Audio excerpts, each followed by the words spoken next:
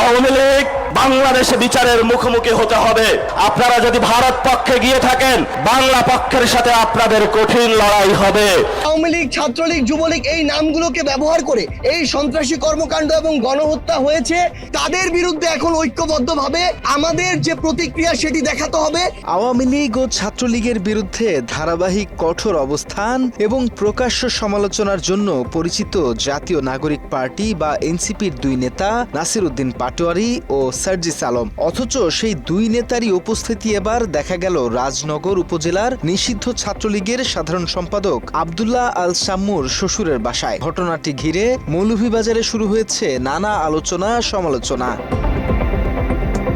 স্থানীয়ভাবে জানা গেছে, শুক্রবার সন্ধ্যায় মৌলভীবাজার পৌরসভার ৯ নম্বর ওয়ার্ডের সাবেক কাউন্সিলর মাসুদ আহমেদের বাসায় যান নাসির উদ্দিন পাটোয়ারী ও সার্জিস আলম। মাসুদ আহমদ রাজনগর উপজেলা ছাত্রলীগের সাধারণ সম্পাদক আব্দুল্লাহ আল শাম্মুর শ্বশুর। মাত্র ৩০% টাকায় জমির মালিক হয়ে নতুন বাংলাদেশের গড়ে তোলার স্বপ্ন দেখা বাংলা বসতি। স্থানীয়ভাবে আরও জানা যায়, মাসুদ আহমদ মৌলভীবাজার ৩ আসনের সাবেক সংসদ সদস্য জিল্লুর রহমানের আস্থাভাজন হিসেবেও পরিচিত ছিলেন। তবে ওই নেতার শ্বশুরের বাড়িতে যাওয়া নিয়ে নাসির উদ্দিন পাটোয়ারী, সার্জিস আলম কিংবা সংশ্লিষ্ট কোনো পক্ষের আনুষ্ঠানিক বক্তব্য পাওয়া যায়নি। ফলে এটি রাজনৈতিক নাকি সম্পূর্ণ ব্যক্তিগত সৌজন্য সাক্ষাৎ, সে বিষয়ে নিশ্চিত হওয়া যায়নি।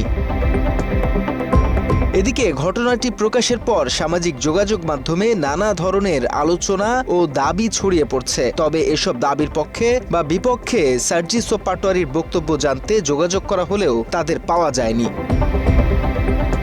প্রচণ্ড রকমের আওয়ামী বিদ্বেষী হয়েও কেন নিষিদ্ধ সংগঠন ছাত্রলীগ নেতার শ্বশুরের বাড়িতে গিয়েছেন ওই দুই নেতা, সেই প্রশ্নের উত্তর জানার অপেক্ষায় সবাই।